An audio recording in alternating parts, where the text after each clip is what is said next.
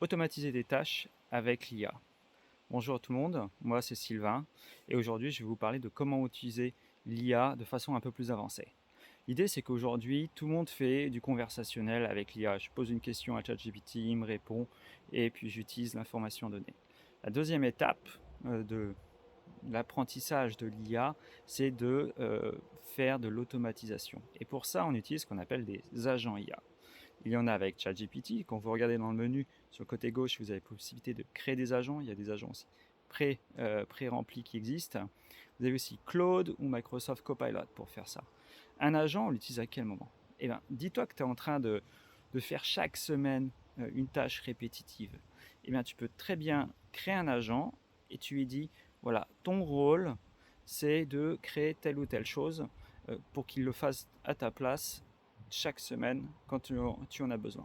Je prends le cas d'un étudiant. Un étudiant a souvent besoin de faire des fiches de révision. Tu pourrais créer un agent qui finalement a un prompt pré-rempli que tu as prédéfini. Tu pourrais très bien lui dire crée-moi des fiches de révision pour tel sujet. Et l'avantage de ce prompt qui est pré-rempli, c'est que tu peux le personnaliser, revenir dessus. Donc déjà, tu n'auras plus qu'à cliquer sur ton agent et lui dire crée-moi une fiche pour tel sujet. Et après, tu peux revenir sur ce prompt pour donner des informations supplémentaires, comme lui dire donne-moi un peu plus de détails quand tu fais une fiche, mais cette fiche ne doit pas faire plus d'une page A4 ou une page A5 pour faciliter la révision.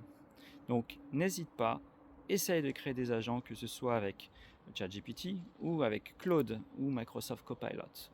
Si tu veux en savoir plus sur l'IA générative au quotidien, n'hésite pas à t'abonner à ma chaîne, voire à commander mon livre l'IA générative pour tous, qui est disponible au format Kindle, disponible d'ailleurs en Kindle illimité. Si tu as un abonnement Kindle, tu peux le lire sans surcoût supplémentaire.